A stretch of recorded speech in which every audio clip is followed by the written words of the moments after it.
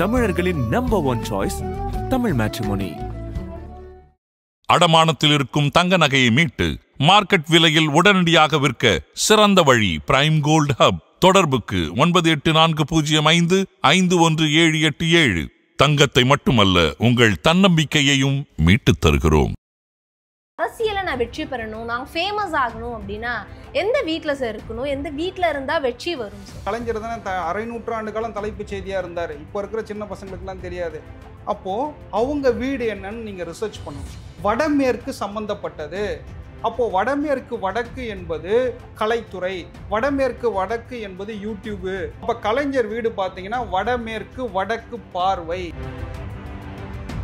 தென்மேற்கு மேற்கில் வந்து அரசியல் தேர்தலில் நிற்கணும். அப்போ வடமேற்கு வடக்கு பார்வையெல்லாம் யார் வீடு இருக்கோ அவங்கெல்லாம் வந்து ரொம்ப ஃபேமஸாக இருப்பாங்க, மீடியாவில் வருவாங்க. அவங்க சொல்கிற வார்த்தையெல்லாம் பார்த்தீங்கன்னா மிகப்பெரிய இஷ்யூ ஆகும்.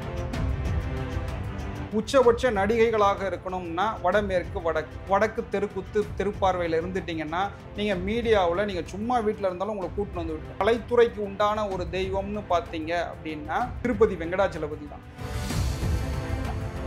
எப்பயுமே ஒரு வீடுன்னு நம்ம எடுத்துக்கிட்டோம்னாலே படிக்கட்டு, உச்சவாசல் இதெல்லாம் நம்ம வச்சு ஒரு வீடு கட்டிட்டாலும் நமக்கு கிழக்கு மூடப்பட்டிருந்தால், ஒரு நம்மளுடைய வீட்டுக்கு எதிரில் ஒரு மிகப்பெரிய ராஜகோபுரம் இருக்குது, கோவில் கோபுரம் இருக்குது அப்படின்னா அது நல்லதா சார் அப்படின்னு கேட்டிங்கன்னா அது தவறு.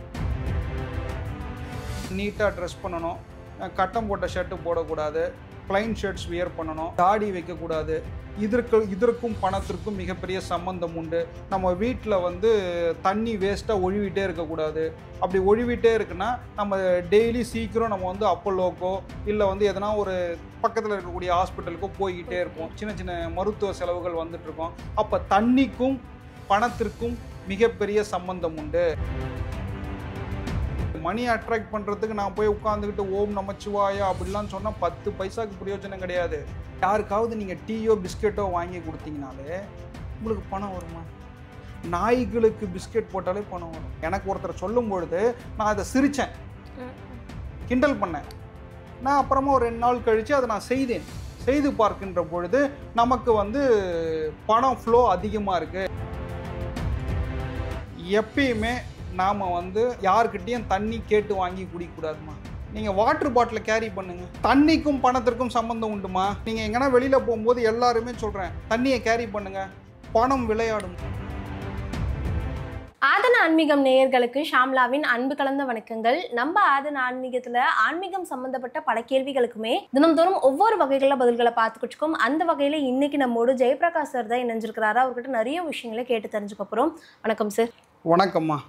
ஸ்ரீமத்தே விஷ்ணு சித்தாரே மனோநந்தன ஏதுவே நந்த நந்தன சுந்தரியே கோதாய நித்திய மங்கலம். அரசியல் களம் பற்றி இப்போ தொடர்ந்து நம்ம பல விஷயங்கள் பேசிக்கிட்டு இருக்கோம். அதில் அரசியலை நான் வெற்றி பெறணும், நான் ஃபேமஸ் ஆகணும் அப்படின்னா எந்த வீட்டில் சார் இருக்கணும், எந்த வீட்டில் இருந்தால் வெற்றி வரும் சார்? எல்லா வீட்லேயுமே இருக்கலாமா. அதாவது கிழக்கு பார்த்த வீட்லேயும் இருக்கலாம், வடக்கு பார்த்த வீட்லேயும் இருக்கலாம், தெற்கு பார்த்த வீட்லேயும் இருக்கலாம், மேற்கு பார்த்த வீட்லேயும் இருக்கலாம். தெற்கு பார்த்த வீட்டில் இருக்கின்ற பொழுது நமக்கு மிகப்பெரிய முன்னேற்றத்தை தரும். ஆனால் நான் வந்து சார் நான் அரசியலில் மிகப்பெரிய ஜாம்பவானாக இருக்கணும், எப்போ பார்த்தாலும் என்னை வந்து மீடியா ஃபோட்டோ எடுத்துக்கிட்டே இருக்கணும், எனக்கு வந்து டெய்லியும் நான் ஒரு பேட்டி கொடுத்தா அந்த பேட்டி வந்து மிகப்பெரிய லெவலில் ரீச் ஆகணும், ஃபேமஸ் ஆகணும். ஆமாம், ஃபேமஸ் ஆகணும். தமிழ்நாட்டினுடைய அரை நூற்றாண்டு காலம் தலைப்பு செய்தியாக இருந்தவர் யார்? கலைஞர் கருணாநிதி அவர்கள். அண்ணன் கலைஞர் தானே அரை நூற்றாண்டு காலம் தலைப்பு செய்தியாக இருந்தார். இப்போ இருக்கிற சின்ன பசங்களுக்குலாம் தெரியாது. அப்போது அவங்க வீடு என்னன்னு நீங்கள் ரிசர்ச் பண்ணணும். அப்போது வடமேற்கு சம்பந்தப்பட்டது, வடமேற்கு வடக்கு, வடமேற்கு மேற்கு. அப்போது வடமேற்கு வடக்கு என்பது கலைத்துறை, வடமேற்கு வடக்கு என்பது யூடியூபு, வடமேற்கு வடக்கு என்பது மீடியா, வடமேற்கு வடக்கு என்பது கோர்ட்டு, ஜட்ஜஸ்ஸு, சுப்ரீம் கோர்ட்டு, இது மாதிரியான விஷயங்கள் வடமேற்கு வடக்கு வந்துவிடும். அப்போ கலைஞர் வீடு பார்த்தீங்கன்னா வடமேற்கு வடக்கு பார்வை. தென்மேற்கு மேற்கில் வந்து அரசியல் தேர்தலில் நிற்கணும். அப்போ வடமேற்கு வடக்கு பார்வையெல்லாம் யார் வீடு இருக்கோ அவங்கெல்லாம் வந்து ரொம்ப ஃபேமஸாக இருப்பாங்க, மீடியாவில் வருவாங்க. அவங்க சொல்கிற வார்த்தையெல்லாம் பார்த்தீங்கன்னா மிகப்பெரிய இஷ்யூ ஆகும். கண்டென்ட் கொடுப்பாங்க, அப்படியே பேசிக்கிட்டே இருக்கலாம். இப்போது இதற்கு முன்னாடி இன்றைக்காவது யூடியூப் வந்து விட்டது. அந்த காலகட்டத்திலலாம் வந்து வெறும் டிவி சேனல் தானே. அதற்கு முன்னாடி வந்து வெறும் பேப்பர் தானே. நிறைய பேப்பர் நடத்துகிறவங்களாம் போய் கேட்பாங்களாம் கலைஞர்கிட்ட, சார் ரொம்ப மங்கலாக போகுது சார், ரொம்ப டல்லாக போகுது சார் அப்படின்னோடனே டக்குன்னு ஒரு பேட்டி கொடுப்பாராம். அந்த பேட்டி வைரல் ஆகிடும். அது எப்படி ஆகுது? அவர் மிகப்பெரிய அறிவாளி, ராஜதந்திரி, அதெல்லாம் ஒரு புறம் இருந்தாலும் அவருடைய வீடு வந்து வடமேற்கு வடக்கு சம்பந்தப்பட்டது. அப்போ மிகப்பெரிய இடத்துக்கு அவர் சொன்ன அந்த வார்த்தை வந்து மிகப்பெரிய ஃபேமஸ் ஆச்சு. அரை நூற்றாண்டு காலம் தலைப்பு செய்தியாக இருந்தார். இப்போ அதே வீட்டில் முதலமைச்சர் மு.க. ஸ்டாலின் வந்து தங்கினாருன்னா, அந்த வீட்டில் குடியேறினார்னா அவரும் அரை நூற்றாண்டு காலம் தலைப்பு செய்தியாக இருப்பார். இவ்வளோதான் விஷயம். இப்போ நீங்கள் ஒரு சார் நான் மீடியாவில் ஃபேமஸ் ஆகணும் சார் அப்படின்னா, வடமேற்கு வடக்கு சம்பந்தப்பட்ட வீட்டுக்கு போயிட்டீங்கன்னா நீங்கள் மீடியாவில் ஃபேமஸ் ஆகிடலாம். உச்சபட்ச நடிகைகளாக இருக்கணும்னா வடமேற்கு வடக்கு வடக்கு தெருக்குத்து தெருப்பார்வையில் இருந்துட்டிங்கன்னா நீங்கள் மீடியாவில் நீங்கள் சும்மா வீட்டில் இருந்தாலும் உங்களை கூட்டின்னு வந்து விட்டுடும். இந்த இன்ஸ்டாவில் பிரபலியம் ஆகிறது ஃபுல்லாக அந்த பைத்தியங்கள் ஃபுல்லாக இந்த வடமேற்கு வடக்கு தாம்மா. அதுதான் வந்து மிகப்பெரிய லெவலில் அது கொண்டு போய் விட்டுவிடும். அதற்கு உண்டான ஒரு தெய்வம், கலைத்துறைக்கு உண்டான ஒரு தெய்வம்னு பார்த்தீங்க அப்படின்னா திருப்பதி வெங்கடாச்சலபதி தான். மிகப்பெரிய இடத்தில் திருப்பதி வெங்கடாச்சலபதி நம்மை கொண்டு போய் வைத்து விடுவார். ரீசெண்ட் டைம்ல சோஷியல் மீடியாஸ்ல நான் பார்த்தேன் சார், இந்த குதிரை லாடம் இருக்கு இல்லையா, அதெல்லாம் வீட்டில் வச்சு பயன்படுத்துறாங்க. அதுக்குன்னு தனி பலன்கள்லாம் உண்டா சார்? அது நிறைய பேர் சொல்லி கேள்விப்பட்டிருக்கோம்மா. அது என்கிட்ட கூட இருக்கு, நானும் வச்சிருக்கேன். ஆனால் வந்து அது விருப்பப்பட்டு சில பேர் என்கிட்ட கொடுத்துருக்குறாங்க. ஆனால் நான் அதில் வந்து ஓவராக நான் ரிசர்ச் பண்ணி பார்த்ததில்லை. ஆனால் அதை வைத்து கொண்டால் என்ன சிறப்புனா, ஒரு மிக மிக நிறைய விஐபிகள் வச்சுருப்பாங்கம்மா. இந்த குதிரை லாடம் என்பது இரும்பு, அது சனி, சனி சுக்கிரன் காம்பினேஷன் தான் குதிரை லாடம். குதிரை என்பது வாகனம். அப்போ சனி சுக்கிரன் காம்பினேஷன் வந்துடும். யார் யாரெல்லாம் வந்து சனி சுக்கிரன் காம்பினேஷன் இருக்கோ, யார் யாரெல்லாம் வந்து நான் சார் டக்குன்னு நான் பணத்தை இழந்துடுறேன் சார், நான் ஷேர் மார்க்கெட்டில் பணத்தை இழந்துடுறேன் சார், எந்த பிஸ்னஸ் பண்ணாலும் நான் உருப்பட மாட்டேறேன் சார், எண்ணம் சரியில்லை அதனால் உருப்படலை, எதை பண்ணாலும் ஃபெயிலியர் ஆகுது சார், அதுக்கு ஏதாவது வாய்ப்பு இருக்கா அப்படின்னு கேட்குறவங்களுக்கு நிறைய ஜோதிடர்கள் வந்து அதை ப்ரிஃபர் பண்ணுவாங்க. நீங்கள் குதிரை லாடத்தை வீட்டில் வச்சுக்கோங்க, இல்லை உங்கள் வீட்டு செவுத்தில் மாட்டிக்கோங்க. அது எதுக்கு சொல்லுவாங்க அப்படின்னா, அது வந்து நம்மளுடைய வீண் விரயத்தை தடுக்கும், தேவையில்லாமல் நம்மளை செலவு பண்ண விடாது. அதற்காக சொன்னது தான் குதிரை லாடம் வைத்து கொண்டால் சிறப்புன்னு நிறைய ரீல்ஸ்லாம் வருது. நீங்கள் கேட்டதுனால சொல்கிறேன். இப்போ வீட்டில் கிழக்கு மூலை வந்து மூடி இருக்கு, ராஜகோபுரம் இருக்கு, இப்படி இருந்தால் என்ன பாதிப்பு வரும் சார் ஒரு வீட்டில்? அதாவது எப்பயுமே ஒரு வீடுன்னு நம்ம எடுத்துக்கிட்டோம்னாலே அந்த வீடானது சதுரம் செவ்வகமாக இருக்கணும், வடகிழக்கு பள்ளமாக இருக்கணும், தென்மேற்கு உயரமாக இருக்க வேண்டும், வடக்கும் கிழக்கும் நிறைய காலி இடம் இருக்கணும். அதற்கப்புறம் வந்து தெருக்குத்து தெருப்பார்வை, படிக்கட்டு, உச்சவாசல், இதெல்லாம் நம்ம வச்சு ஒரு வீடு கட்டிட்டாலும் நமக்கு கிழக்கு மூடப்பட்டிருந்தால், ஒரு நம்மளுடைய வீட்டுக்கு எதிரில் ஒரு மிகப்பெரிய ராஜகோபுரம் இருக்குது, கோவில் கோபுரம் இருக்குது அப்படின்னா அது நல்லதா சார் அப்படின்னு கேட்டிங்கன்னா அது தவறு. ஒரு வீட்டில் எப்பயுமே வந்து கிழக்கு மூடக்கூடாது. சார் எங்கள் ராஜகோபுரம் இருக்கே சார், கோவில் சார் அப்படின்னா அது இயற்கைப்படி தவறு.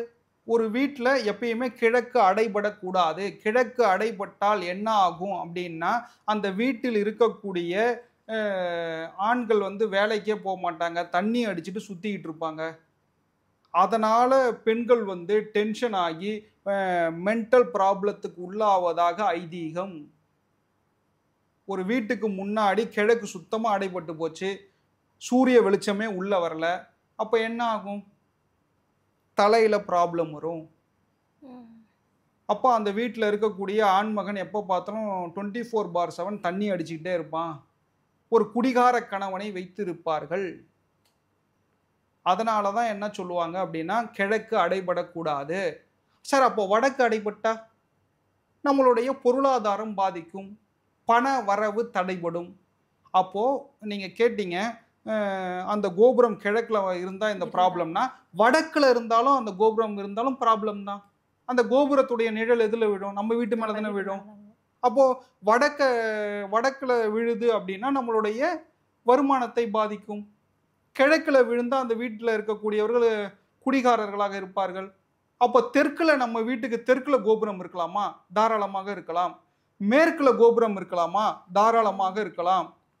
அப்போ கிழக்கு மூடிய வீடு என்பது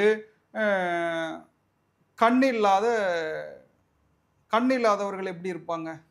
அது மாதிரி இருக்குமா கிழக்கு மூடிய வீடு? கிழக்கில் எப்பயுமே வந்து உச்சத்தில் வாசல் இருக்கணும். கிழக்கில் எப்பயுமே ஜன்னல் இருக்கணும். வடக்குலேயும் ஜன்னல் இருக்கணும். சூரிய ஒளி வரும்பொழுது நம்ம வீட்டுக்குள்ளே வரணுமா? அது இரவாக இருந்தால் காற்று, தென்றல் காற்று வரணுமா? அப்போ வடக்கும் கிழக்கும் ஜன்னல் இருக்கணும். கிழக்கு பார்த்த வீடாக இருந்தால் வடக்கு ஒட்டி உச்ச வாசல் இருக்கணும். எல்லாருமே வந்து நிறைய பேர் சூப்பர் கேள்வி கேட்டீங்க. நிறைய ஃப்ளாட்ஸ்லலாம் நிறைய பேர் வீடு வாங்குறாங்க. அப்போ ஒரு வீடு இருக்குது, எந்த ஈஸ்ட் ஃபேஸிங் சார்னுவான். அப்போ எதிர்த்தா மாதிரியே ஒரு வீடு இருக்கும். அப்போ உனக்கு கிழக்கு அடைப்பட்ட வீடு தானே. அப்போ தண்ணி அடிப்பாங்க, வீட்டில் இருக்கவன் தண்ணி அடிப்பான், வருமானம் வராது. அதனால தான் ஃப்ளாட்டுக்கு வாஸ்து பார்க்க போனால் கூட நான் கேட்டுருவேன், சார் உங்களுடைய ஃப்ளாட்டு வந்து வடக்கும் கிழக்கும் பொது செவர் இருக்கா? அப்படி இல்லைன்னு சொன்னால் தான் நான் வாஸ்து பார்க்க போவேன். இல்லை சார் எனக்கு வடக்கும் கிழக்கும் பொது செவர் இருக்குன்னா நான் போக மாட்டேன். வேஸ்ட்டு சார், உங்கள் வீட்டுக்கு வர்றதே வேஸ்ட்டு சார்ன்றுவேன். ஃப்ளாட்டில் ஒரு 20% மேலே வாஸ்து பார்க்க முடியாது. அப்போ சில பேர் என்ன பண்ணுவாங்க, சார் இந்த ஈஸ்ட் ஃபேஸிங் சார் சூப்பராக இருக்கும் சார்னுவான். இந்த வீடு விற்கிறோம் அது மாதிரிலாம் சொல்லி விற்பாங்க. அப்போது ஈஸ்ட் ஃபேஸிங் உள்ள வீடு வந்து எதிரில் இன்னொரு வீடு இருக்கும். அப்போ அதை அடைப்பு தானே. அப்போ அந்த வீட்டில் இருக்கக்கூடிய பெண்கள் எல்லாருமே டென்ஷனாக தான் இருப்பாங்க, வல்லுன்னு விழுவாங்க, ஒரு நிம்மதியே இருக்காது. அப்போது ஃப்ளாட்டில் இருக்கக்கூடிய அந்த வீட்டில் கணக்கெடுத்தீங்கன்னா ஒரு 7 மாடினா அந்த 7 மாடியில் இருக்கக்கூடிய பெண்களும் அப்படி தான் இருப்பாங்க. இதுக்கு தீர்வுனா என்னவா இருக்கும் சார்? தீர்வுனா தனி வீடு தான் தீர்வு. இல்லை சார் முடியாது சார், நான் இப்படி தான் சார் இருக்க முடியும், அதுக்கு என்ன சார் நான் பண்ணுறது? கிழக்கு மூடிய வீடு சார், கதவை திறந்தவொடனே எதிர் வீட்டில் தான் சார் இருக்குது, ஆனால் இப்படி திரும்பினா சின்ன பால்கனி இருக்குது சார், அப்படி தான் சார் நான் சூரியனை பார்த்துக்கிறேன், இதுக்கு எதனா தீர்வு இருக்கான்னா? தீர்வுன்னா நம்ம 100% தீர்வுலாம் சொல்ல முடியாது. கிழக்கு மூடிய வீடாக இருந்தால் ஒரே ஒரு தீர்வு வந்து திருவண்ணாமலையில் இருக்கக்கூடிய அருணாச்சலேஸ்வரரை தரிசனம் பண்ணுவது தான் ஒரே ஒரு தீர்வு. அது கூட உள்ள சாமி இல்லை, அந்த மலை தான் சிவன். அந்த மலையை ஜாலியாக நம்ம சைக்கிள்லையோ இல்லை வந்து 2 வீலர்லையோ சுற்றி வரலாம். நடந்து போகிறது எனக்கு ஒன்றும் பெரிய விஷயமா எனக்கு தெரியல. அந்த மலை தான் சிவன். மணி அட்ராக்ஷன் அப்படிங்கிற ஒரு விஷயம் இப்போ எல்லாருமே வந்து அதிகமாக கான்சன்ட்ரேஷன் பண்ணுறாங்க சார். பணம் சேரணும் அப்படின்னு.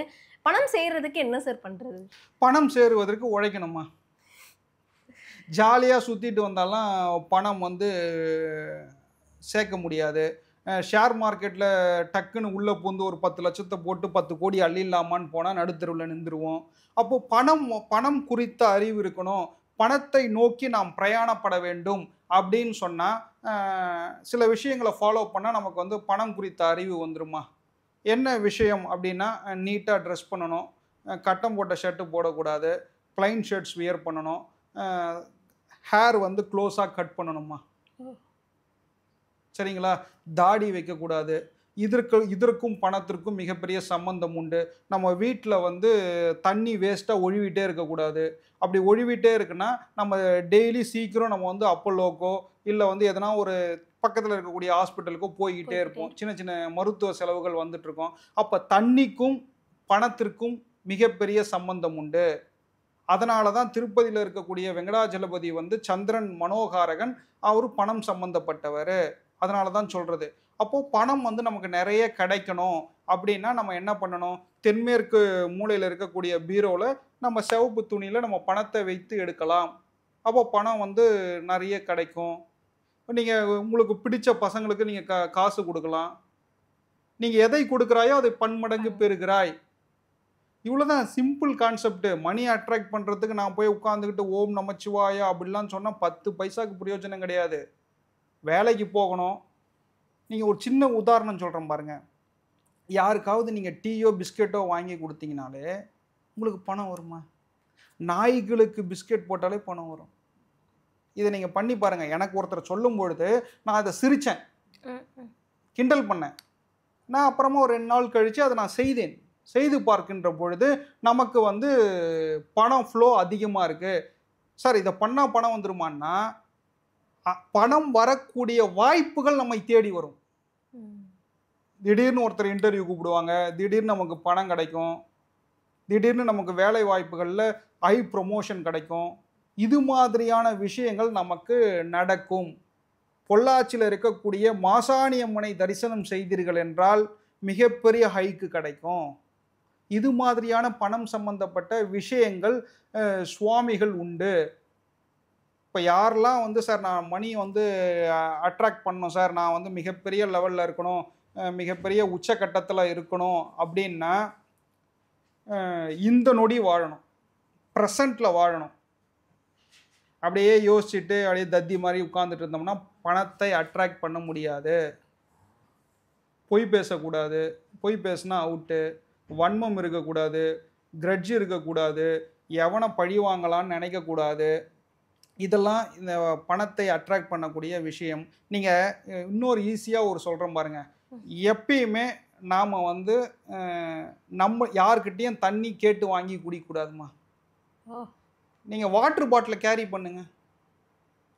ஏன் சார் தண்ணி வாங்கி கேட்டு குடி? தண்ணிக்கும் பணத்திற்கும் சம்பந்தம் உண்டுமா? நீங்கள் எங்கன்னா வெளியில் போகும்போது எல்லாருமே சொல்கிறேன், வாட்டர் பாட்டிலை கேரி பண்ணுங்க, தண்ணியை கேரி பண்ணுங்க, பணம் விளையாடுமா. நீங்கள் செஞ்சு பாருங்களேன், பணம் ஃப்ளோ நல்லாயிருக்கும். எனக்கு இதை சொல்லும்பொழுது எனக்கு சிரிப்பாக இருந்தது. நான் அதை செஞ்சு பார்த்தேன், இப்போவும் பண்ணிக்கிட்டு இருக்கேன். நான் யாருக்கிட்டையும் கடையில் திடீர்னு தண்ணி இல்லை அப்படின்னா நான் கடையில் வாங்கிப்பேன். அப்படி இல்லைன்னா நான் மேக்ஸிமம் 99% வந்து தண்ணி கேரி பண்ணுவேன் வீட்டில் இருந்து. அப்போது பணத்திற்கும் தண்ணிக்கும் சம்பந்தம் உண்டு. அப்போது நீங்கள் வீட்டில் இருக்கக்கூடிய அந்த வாட்டர் இது இருக்கு இல்லையா, அந்த தண்ணி வேஸ்ட்டாக போயிட்டே இருக்கும். அந்த தண்ணி வேஸ்ட்டாக போயிட்டு இருக்கும்போது என்ன ஆகும், செலவுகள் நடந்துக்கிட்டே இருக்கும். அப்போ நம்ம பாத்ரூமில் தண்ணியெலாம் லீக்கேஜ் ஆகுதுன்னா அதெல்லாம் உடனடியாக சரி செய்ய வேண்டும். அப்போது பணம் வந்து அங்கே செலவு ஆகிட்டே இருக்குன்னு அர்த்தம். அதெல்லாம் நீங்கள் மைன்யூட்டாக வாட்ச் பண்ணிங்கன்னா பணத்தை நீங்கள் ஈஸியாக அட்ராக்ட் பண்ணலாம். இதுக்கெல்லாம் வந்து பெரிய பூஜைலாம் பண்ண வேணாம். இதுக்கெல்லாம் எங்கேயும் போய் கிளாஸ்லாம் நீங்கள் பண்ண வேணாமா. நீங்கள் செய்கின்ற உதவி பன்மடங்காக உங்களுக்கு திரும்ப வரும். பணம் கொடுத்தா பணம் கிடைக்கும், அன்பு கொடுத்தா அன்பு கிடைக்கும், கோவத்தை கொடுத்தா கோவம் கிடைக்கும். இவ்வளோதான் கான்செப்ட்டு. பணத்தை அட்ராக்ட் பண்ணுறதுக்கு ஒரு மிகப்பெரிய விஷயம் இல்லையே. எந்த வீட்டில் போய் யார் இப்போ டாஸ்மாகில் எங்கே வாஸ்து பார்க்குறாங்க? பணம் கொட்டுன்னு கொட்டுது இல்லை, அது மாதிரி தான். நாம் வந்து நல்லதை செய்யும் பொழுது நமக்கு நிறைய விஷயங்கள் கிடைக்குமா. நீங்கள் நாய்களுக்கு பிஸ்கெட் கொடுங்க, பறவைகளுக்கு தானியம் கொடுங்க, பணத்தை ஈஸியாக அட்ராக்ட் பண்ணலாமா. இன்னொரு விஷயம் சொல்கிறேன், வெள்ளிக்கிழமை 6 மணிக்கு மேலே கல்லூப்பு வாங்குங்க, மகாலட்சுமி பூஜை பண்ணுங்க. சும்மா தான் பண்ணுங்களேன், ஒரு 3 வாரம் பண்ணுங்களேன், பெருசாக ஒன்றும் இல்லை. அந்த பணத்திற்கு எனக்கு பணம் கொடுத்ததற்கு நன்றி கடவுளே, நான் என்னை இன்னும் நல்லா வச்சுருக்கிறதுக்கு நன்றி கடவுளேன்னு சொல்லுங்களேன். ஒரு 3 வாரம் பண்ணி பாருங்கள், 4வது வாரம் சூப்பராக இருப்பீங்க. அப்படி நல்லா இருந்தீங்கன்னா அதை கண்டினியூ பண்ணிக்கோங்க. இவ்வளோதான் விஷயம். எனக்கு நல்லா பணம் ஃப்ளோ ஆகணும் சார், சூப்பராக இருக்கணும் சார் அப்படின்னா பிரயாணப்படணுமா. நிறைய இடத்துக்கு பிரயாணப்படணும். நிறைய இடத்துக்கு பிரயாணப்பட்டீங்கன்னா பணம் வந்து நல்லா ஃப்ளோ ஆகுமா. இதெல்லாம் வந்து இயற்கையான வழிகள். இதை நம்ம முன்னோர்கள் ஃபாலோ பண்ணாங்க, அதெல்லாம் சொல்லி கொடுக்கல யாருக்கும் நம்ம. அதனால் வந்து மணி அட்ராக்ஷன் கிளாஸுன்னு போய் அங்கே போய் உட்காந்துட்டு இருக்காங்க நிறைய பேர்.